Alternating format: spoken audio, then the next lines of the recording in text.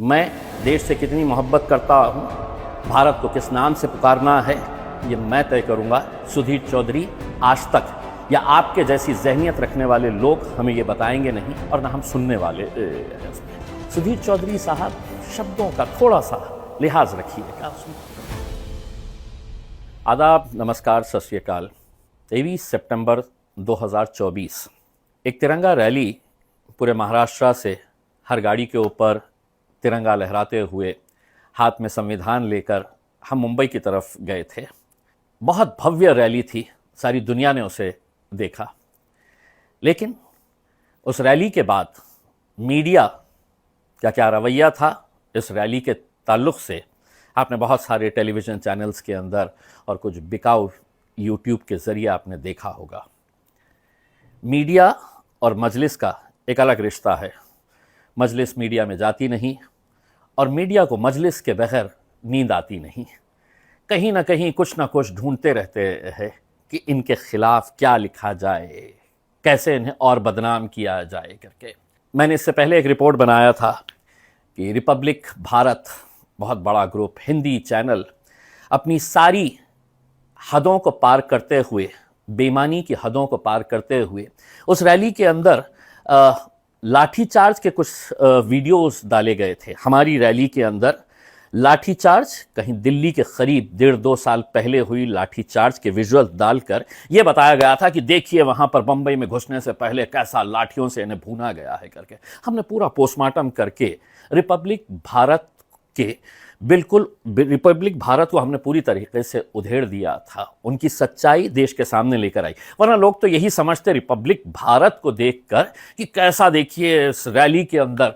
लेकिन हमने भी सोचा कि अब हम खामोश बैठने वाले नहीं हैं, जवाब हम देंगे। जी न्यूज़ वाले ने कुछ अपने तौर के ऊपर हमें बदनाम करने के लिए कहीं का वीडियो उठा के डाल दिया और हमारे ऊपर सवाल उठाना शुरू कर दिया, उसका भी जवाब हमने दिए। और आज बारी है आज तक सबसे तेज चैनल की, और उसके एंकर है सुधीर चौधरी साहब।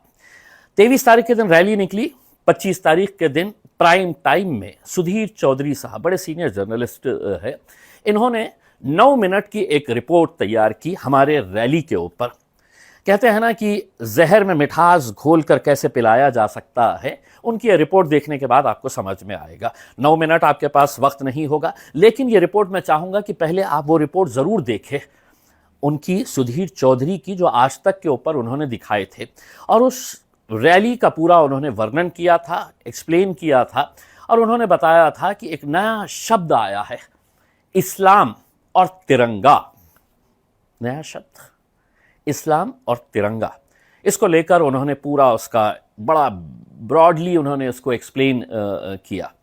और उन्होंने कहा कि अब मुसलमान जो है अब अपनी रणनीति बदल रहा है और अपनी नई स्ट्रैटेजी तैयार कर रहा है, और वो अब मुसलमान इस देश का अपने हाथ में तिरंगा ले लिया है। अब सुधीर चौधरी साहब, शब्दों का थोड़ा सा लिहाज रखिएगा उसमें। अब नहीं, 1947 के अंदर जब ये देश आज़ाद हुआ है सुधीर चौधरी साहब, तो हमारे पूर्वजों से पूछा गया था कि आप यहाँ रहना चाहेंगे या पाकिस्तान जाना चाहेंगे। जिन्हें जाना था वो पाकिस्तान चले गए। मेरे पूर्वजों ने कहा कि ये नहीं, ये सरजमीन हमारी है, इस मिट्टी में हम पैदा हुए हैं और इंशाल्लाह इसी मिट्टी के अंदर दफन होंगे।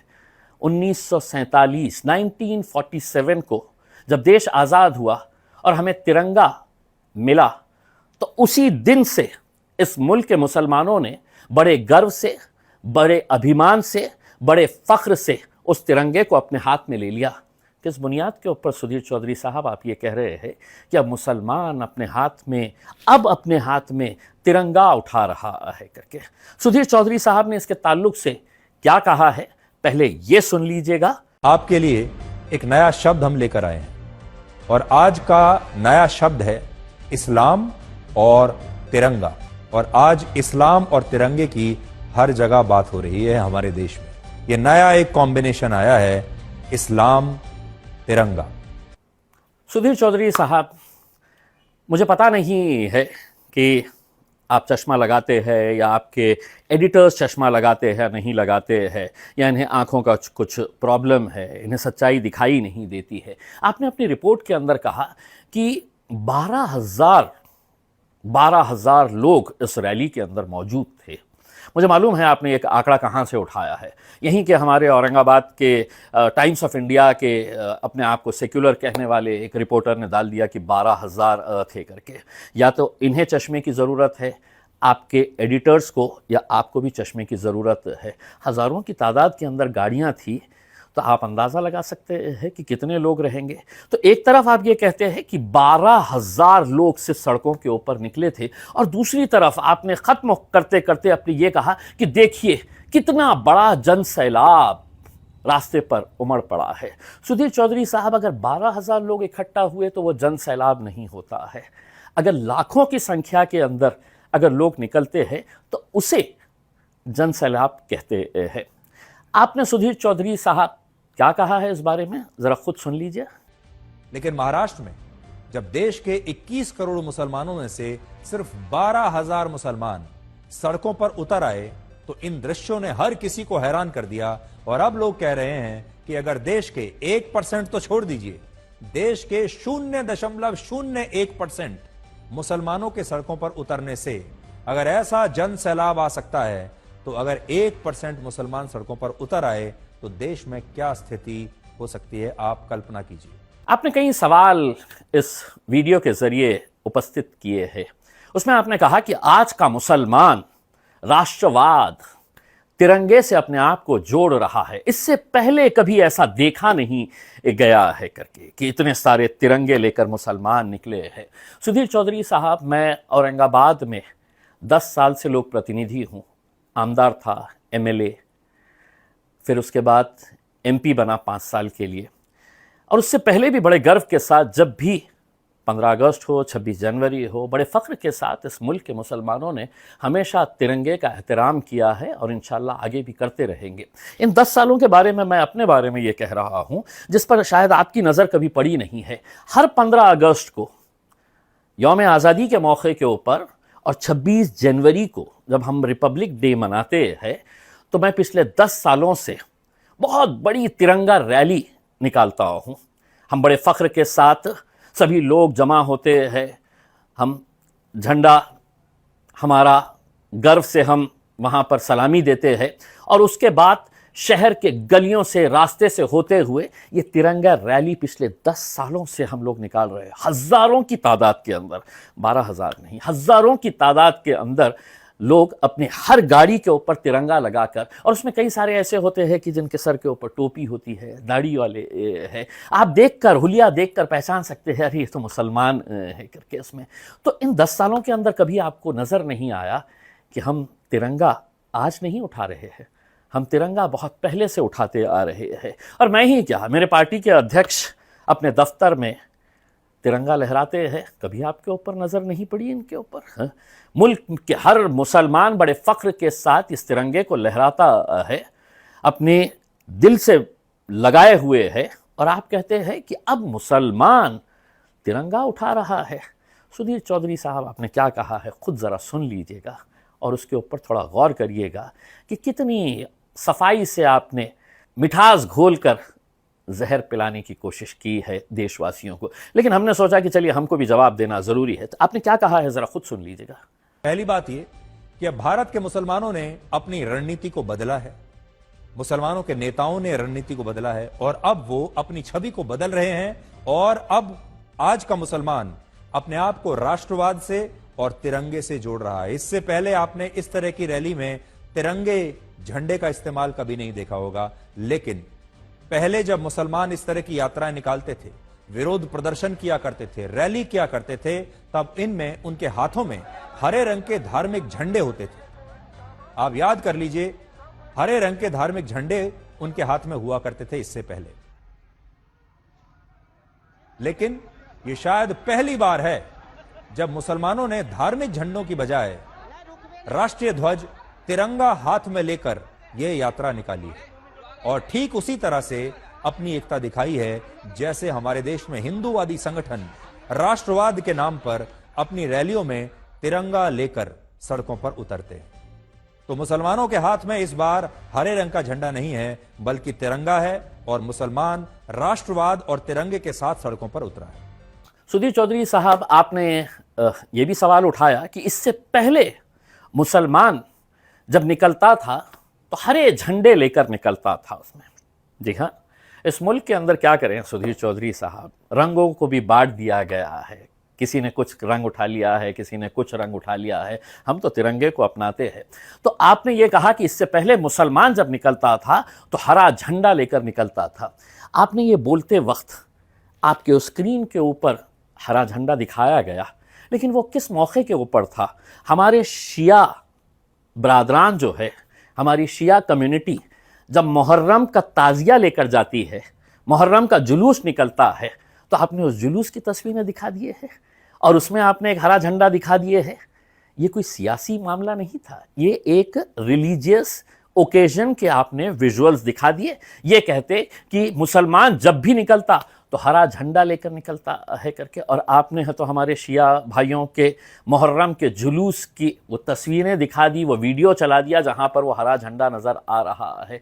तो मेरे हिसाब से सुधीर चौधरी साहब, या तो आपके एडिटर को पता नहीं है जिसने ये रिपोर्ट बनाई है, जिसने ये विजुअल्स डाला है, उससे पूछिएगा। ये कोई सियासी मामला नहीं था, ये तो एक रिलीजियस फंक्शन था। जब हिंदू भाइयों का कोई त्यौहार आता है वो भी भगवा झंडा लेकर निकलते हैं। जब दलित भाइयों का कुछ धार्मिक त्यौहार आता है, कुछ ओकेजन आता है, वो भी नीला झंडा लगाकर निकलते हैं।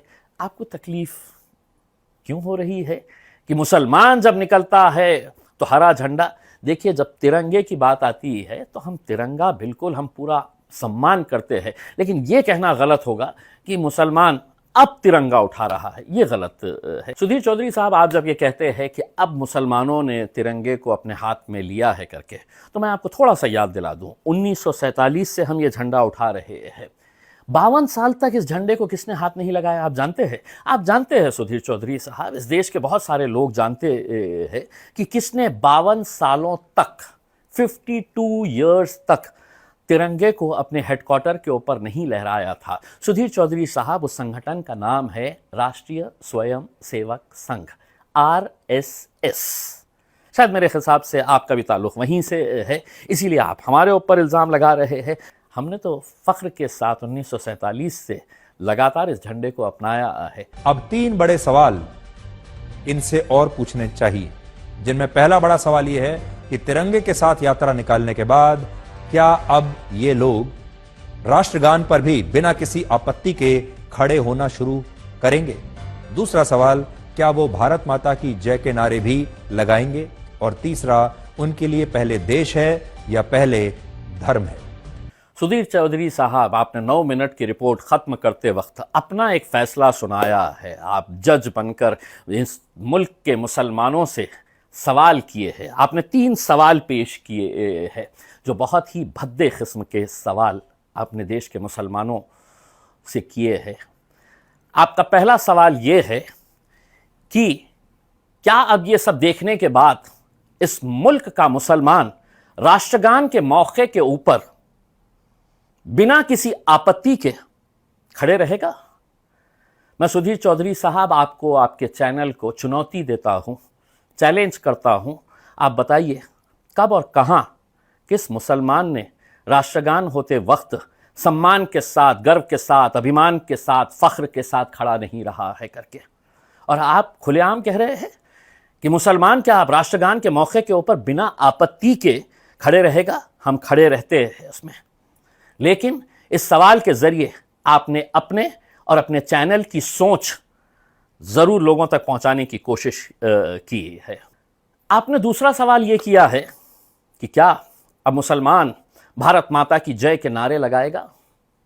सुधीर चौधरी साहब, इस देश को अलग अलग नामों से पुकारा जाता है। कोई हिंदुस्तान कहता है, कोई भारत कहता है, इंडिया कहता है। उसमें मैं अगर ये कहूँगा कि मैं जय हिंद कहूँगा, जय भारत कहूँगा, और आप मुझ पर थोपेंगे कि नहीं आपको ये नारा लगाना है, तो सुधीर चौधरी साहब, आप जो कहेंगे मैं उसका पालन नहीं करूँगा। मैं देश से कितनी मोहब्बत करता हूँ, क्या नारे लगाना है, भारत को किस नाम से पुकारना है, जय जयकार करनी है, ये मैं तय करूँगा। सुधीर चौधरी आज तक या आपके जैसी जहनियत रखने वाले लोग हमें ये बताएंगे नहीं, और ना हम सुनने वाले हैं उसमें। यकीनन इस मुल्क से हम मोहब्बत करते हैं, लेकिन आप कौन होते हैं हमें सर्टिफिकेट